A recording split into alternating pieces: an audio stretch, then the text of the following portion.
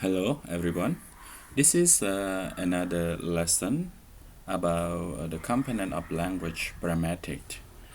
Now please stay tuned and learn Pragmatic with me together everyone. First I would like to begin from the definition of Pragmatic.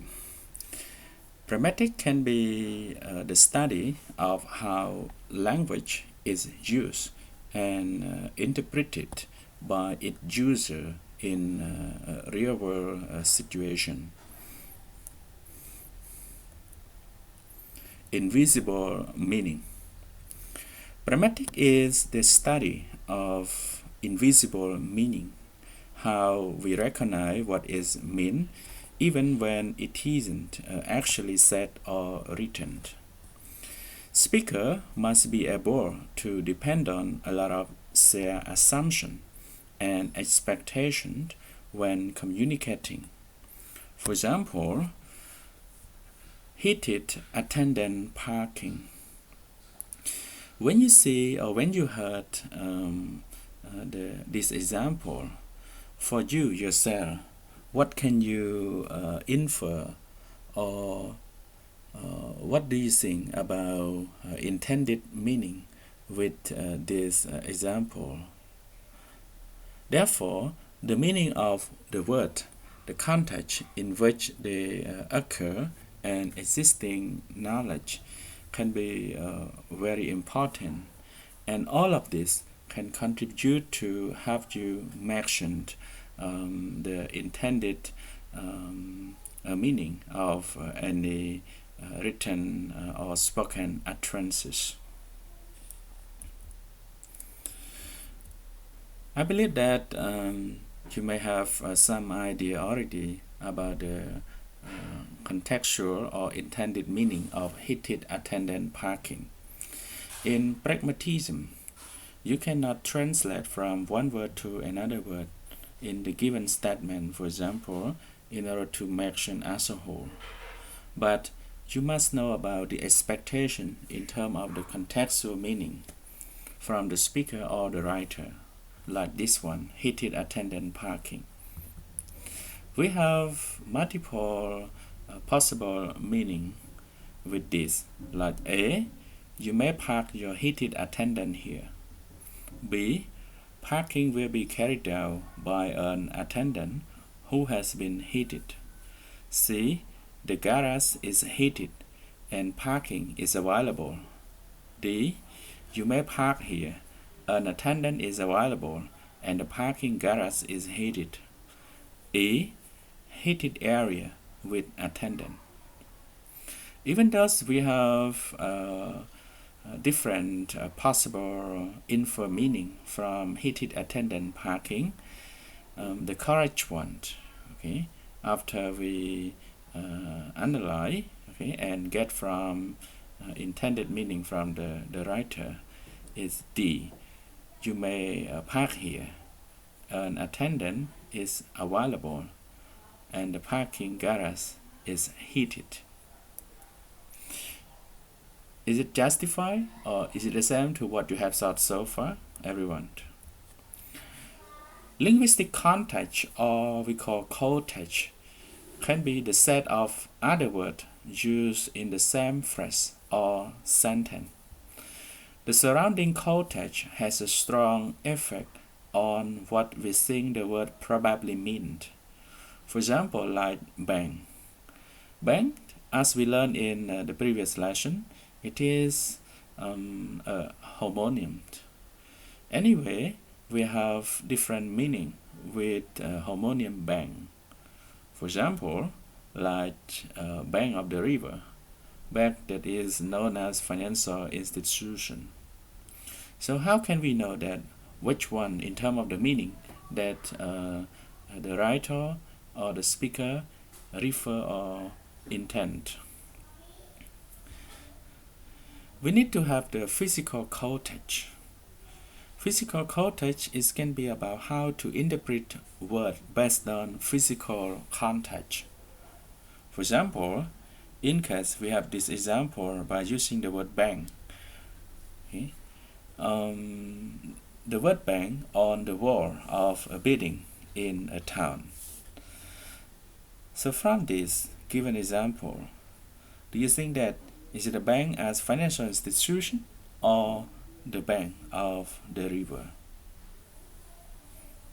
Actually, this one, based on the physical cottage or the set of other words beside the word bank that we use in this sentence, we have seen like the wall, building, town.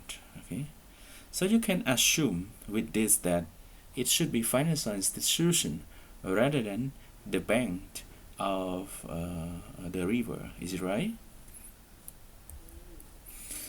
There are some common words in language that can be interpreted at all if we don't know their context. For instance, we use here and there, this or that, now and then, yesterday, today or tomorrow, as well as a pronoun like you, me, she, they, etc. Example, you'll have to bring it back tomorrow because she isn't here today. From this example, it seems unclear to you because you may ask yourself, who speak this statement? It's talk about whom? When is it? Where it takes place, for example. From this sentence, okay, we need to have more information, okay, in order to know more context, okay, that we can assume that it refers to what particular meaning. Regardless context, it is not clear, and the need immediate physical context for further interpretation. For example, like the word you, like see and hear. You can see from the example, it looked unclear that you cannot identify that refer to who, refer to where. How about this example? The delivery driver will have to return on February 15 to 660 College Drive with a package labeled flower, handled with care, addressed to Lisa Lantry. This can be more informative, and it can be more with physical context that you can make interpretation clearer and easier than the previous example where you say you have to bring it back tomorrow because she isn't here today. Expressions such as tomorrow and the word here, okay, they are examples of language that we can only understand in terms of the speaker intended meaning. In case you have never heard or you have never read before, you are not the close one to the speaker or the writer, so you may not be able in order to infer intended meaning from the speaker. They are called the ethic expression, which mean pointing where language. We use the axis to point to thing. For example, like it, this, these boxes, and people like him or them. For this example, we call person the axis. Words and phrases used to point to only location, like here, there, near that, we call spatial the axis.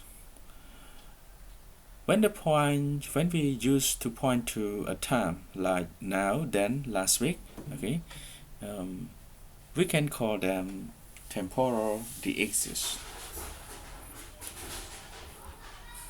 All the ethic expression have to be interpreted in terms of which person, place, or time the speaker has in their mind.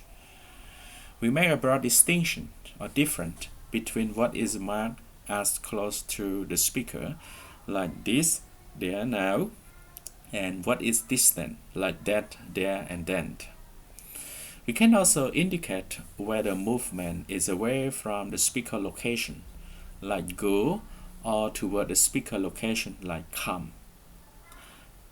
For example, if you are looking for someone and she appear moving forward you can say here she come or moving away there she goes.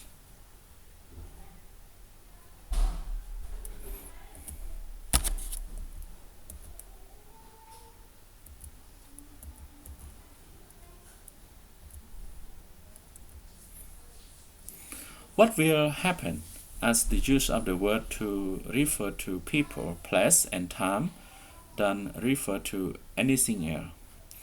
We have to define referent as an act by which a speaker or writer uses language that enable a listener or reader in order to identify something.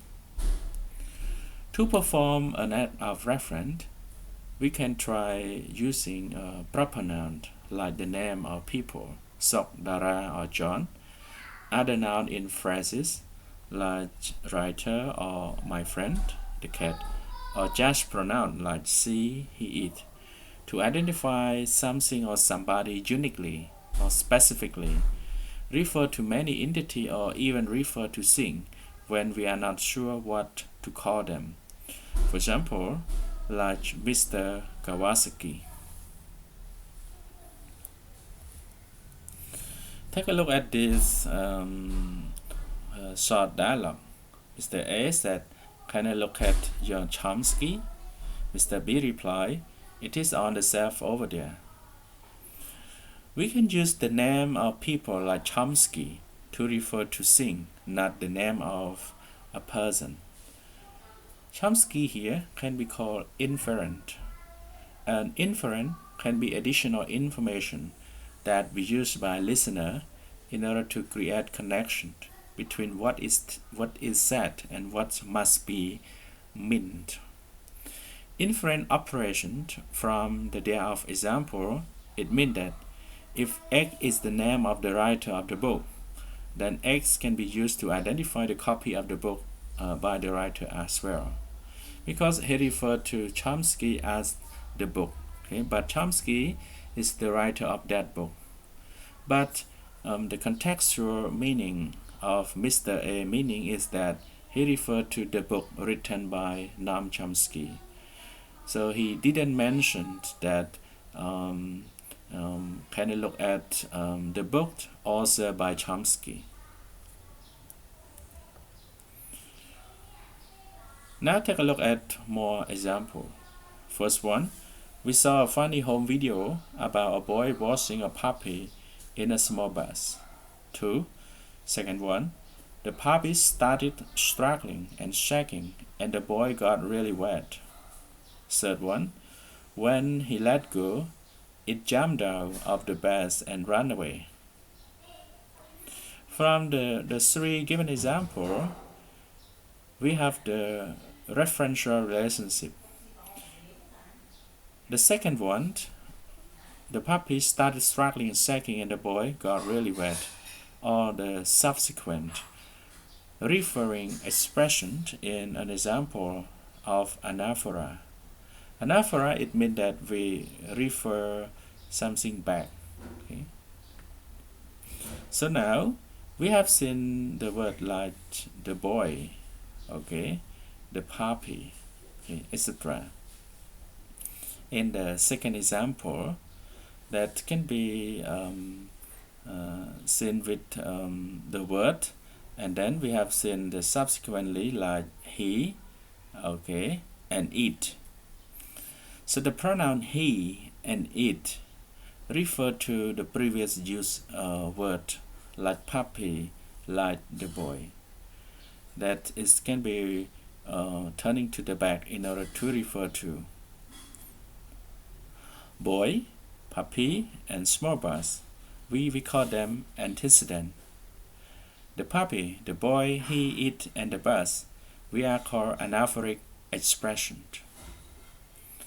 Anaphora can be defined as subsequent reference to an already introduced entity, and it is used to maintain reference. ចឹង anaphora គឺជាការប្រើ reference អូខេដែលធាក់ថយក្រោយទៅរកនាម ដែលយើងបាន mention ពីមុនអញ្ចឹងដោយនៅក្នុងឧទាហរណ៍ទី2ឬទី1យើងមកឃើញពីការប្រើប្រាស់នាមដូចជា the puppy the boy ជាដើមតែក្រោយមកគឺយើងមានការប្រើប្រាស់ pronoun ដូចជា he ដូចជា it ដែលការណាប្រើ pronoun នេះគឺជា reference ដើម្បី refer ទៅឲ្យ antecedent អូខេដែលប្រើពីមុនអូខេអញ្ចឹងប្រភេទដូចជា he ដូចជា it យើងហៅវាថាជាគេហៅថា anaphora expression អូខេ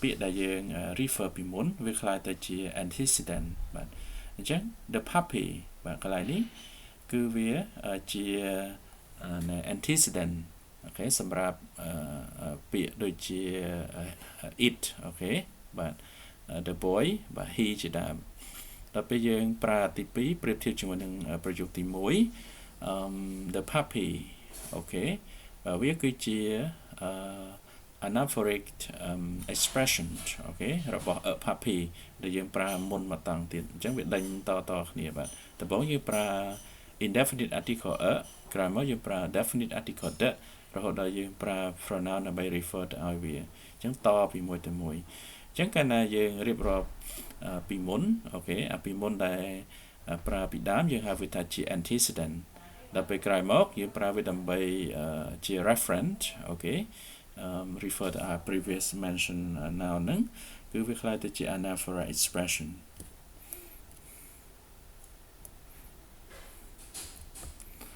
The connection between an antecedent and anaphoric expression is created by the use of pronoun like it or repetition of the noun with the okay like the puppy or the use of other noun that related to the antecedent by inference. You can go to page 54 in your book, okay, for antecedent by inference more information. Presupposition.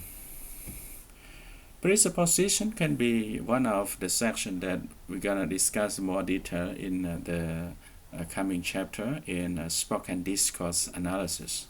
But now, basically, focus on this point. What a speaker or writer assume is true or known by a listener or reader, we call it presupposition. For example, your brother is waiting outside. So when you presuppose, okay, you can say you have a brother, okay. So presupposition, this is what you assume, okay, to be true, okay, when you heard or when you read already. Constancy under negation.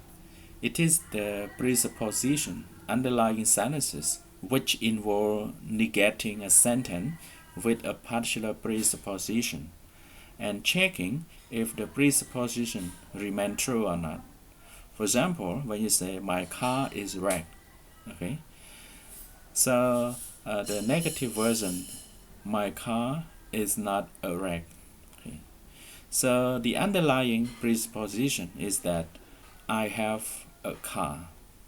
I have a car. Okay. So we need to check out the involvement of what you presuppose, okay, related to negating a sentence, that the presupposition that you can make as a whole, is it the same or not? Like this one, my car is wrecked. My car is not a wreck. So the negating and the positive presupposition that you made already can be related to each other. So what you can make presupposition likewise is that I have a car. Speech act refer to action performed by a speaker with an utterance. It can describe actions such as requesting, commanding, and questioning. For speech act, you need to know that it can be the action performed for intended meaning in spoken utterances, okay, with different function, like I mentioned here. For example, it will be I will be there at 8 a.m. So this performing the speech act of what? Promising, okay, I will be there at 8 a.m. Direct speech act. For direct speech act, when an interrogative structure, such as did you, are they, or can we, is used with the function of a question. For example, can you ride a bike? Okay. Can you ride a bike? Can you pass the shore? Okay. The structure is not used as a question for someone's ability. Okay. It is a request, and we are using a syntactic structure associated with the function of a question for making requests. For such a question with the function like requesting or commanding or whatever, we call it indirect speech. So to sum up again, for speech act which comprise of direct and indirect speech, for direct speech, okay, it can be the question, okay, and for speech act itself, okay, normally it content, okay, the action, okay, as a function, okay, as requesting or commanding or questioning that it content inside the spoken or the written statement.